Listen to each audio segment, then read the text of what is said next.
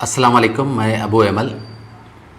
تلنگانہ کے سیکریٹریٹ کو پچھلے کچھ دن سے ڈیمالش توڑا جا رہا ہے، مکمل زمین برابر گراؤنڈ لیول کر رہے ہیں۔ اس میں نظام میر عثمان علی خان کی ایک یادگار حویلی بھی تھی۔ اس کے علاوہ 2 مسجدیں تھے، ایک مسجد سیاحت جس کو مسجد سیکریٹریٹ بھی کہتے تھے، اور ایک مسجد ہاشمی جس کو نظام میر عثمان علی خان نے بنوایا تھا۔ اطلاع یہ ہے کہ 2 مسجدوں کو شہید کر دیا گیا ہے۔ اس کی وجہ یہ ہے کہ وہاں پر CM KCR چاہتے ہیں کہ بہت ہی عالی شان محل نما نیا سیکریٹریٹ تعمیر ہو۔ کل تک اس بات کا اندازہ کیا جا رہا تھا کہ ہو سکتا ہے کہ ان مسجدوں کو شہید کر دیا جائے گا، لیکن آج اخبار سیاست میں یہ رپورٹ شائع ہوئی کہ مسجدوں کو شہید کر دیا گیا۔ اگر یہ بات سچ ہے تو حیدرآباد کے لیے بے انتہا افسوس کی بات ہے، جن کو الفاظ میں بیان کرنا ناممکن ہے۔ کرونا کا وائرس سے جو لوگ متاثر ہو رہے ہیں، یہ ایک غم اپنی جگہ ہے، لیکن میری نظر میں ان 2 مسجدوں کی شہادت اس سے بھی بڑا غمگین خبر ہے ہم مسلمانوں کے لیے۔ میں آپ کو مسجد ہاشمی، مسجد سیکریٹریٹ کے بارے میں کچھ باتیں بتاؤں گا۔ مسجد ہاشمی چھوٹی مسجد تھی جس میں صرف 100 لوگ نماز ادا کر سکتے تھے، جس کو نظام میر عثمان علی خان نے تعمیر کروایا تھا۔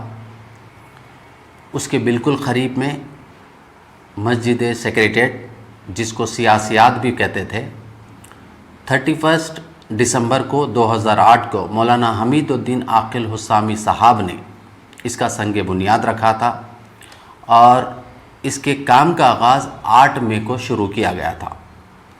جس وقت سنگ بنیاد رکھا گیا تھا اس وقت کے CM YSR راجشیکھر ریڈی بھی موجود تھے، اور محمد علی شبیر صاحب بھی تھے۔ اور اس مسجد کا افتتاح 9 سپٹمبر 2010 کو ہوا تھا، ظہر کی نماز کے ساتھ۔ مولانا مفتی خلیل احمد صاحب جامع نظامیہ بھی اس وقت موجود تھے، اور انہی کے ہاتھوں سے افتتاح عمل میں آیا تھا، اور اس وقت کے چیف منسٹر تھے ڈاکٹر K روشیا۔ الحمدللہ اس افتتاح کے موقع پر میں بھی موجود تھا، کیونکہ اس وقت میں منصف میں ایز اے اسپیشل کرسپونڈنٹ کام کیا کرتا تھا، اور افتتاح کی رپورٹ میں نے اپنے نام سے فکر و خیال ابو ایمل کے نام سے شائع ہوئی تھی۔ سیکریٹریٹ میں مسجد سیکریٹریٹ کا 9 سپٹمبر کو افتتاح، اس ہیڈ لائنز کے ساتھ میں نے ایک رپورٹ بھی دی تھی۔ جو دوسری مسجد ہے نئی، جو اس مسجد سیکریٹریٹ جس کا افتتاح کی بات ہے، اس مسجد کی یہ تصویر ہے۔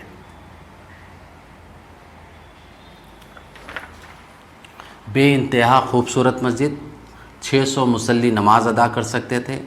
ایک جانب خواتین کے لیے علیحدہ ہال بنایا گیا تھا، 40 خواتین نماز ادا کر سکتے تھے۔ 11 صفوں والی تقریباً گرینیٹ سے بنی ہوئی مسجد تھی، بہت ہی خوبصورت مسجد۔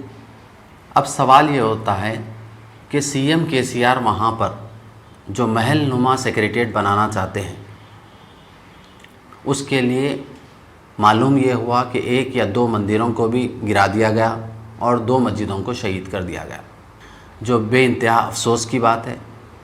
سوال یہ اٹھتا کہ میں کچھ دیر پہلے حیدرآباد کے 3 عالم مفتی حضرات سے، جو ہمارے بزرگ ہیں، علماء دین سے بات کی، انہوں نے بھی اس واقعے کی مذمت کی۔ میں نے سوال کیا کہ آپ لوگ بار بار TRS کی تائید میں ووٹ دینے کے لیے اپیل کرتے رہے، اور وہ KCR آج یہ تک نہیں سوچا کہ شہید کرنے سے پہلے کہ آپ کو بلا کر رائے مشورہ لوں علماء دین، سیاسی قائدین سے، ان کو تیقن دوں، ان کو یقین دلاؤں کہ بھئی میں مسجد شہید کر رہا ہوں، آپ کی کیا رائے ہے؟ یہ تک مناسب نہیں سمجھا، اور اس کا کوئی عالم مفتی، ہمارے جو کچھ TRS کی تائید میں اکثر رہتے ہیں، ان کے پاس کوئی جواب نہیں۔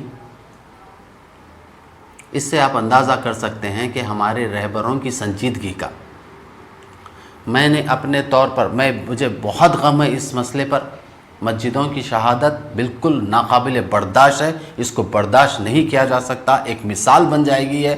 کل کے دن یہ کہیں گے کہ جس طرح سے ایک خانہ مسجد امبیر پیٹ کو شہید کیا گیا کہ روڈ وائنڈنگ میں، کہ روڈ کے درمیان میں آ رہی تھی مسجد، اس کو شہید کر دیا گیا، دوسرے کچھ ہی دن میں ہوم منسٹر محمود علی نے بیان دیا کہ دوبارہ وہیں پر مسجد بنا دیں گے۔ وقف بورڈ کے سلیم صاحب نے کہا کہ میرے خرچے پر وہیں پر مسجد بنے گی۔ کیا ہوا؟ نتیجہ کیا ہے؟ کیا مسجد بنی وہاں پر؟ بالکل نہیں۔ وہ غم تازہ ہی تھا کہ سیکریٹریٹ کے 2 مسجدوں کی اطلاع آئی۔ یہ کیا ہو رہا ہے حیدرآباد میں؟ میناروں کا شہر کہا جاتا ہے حیدرآباد کو،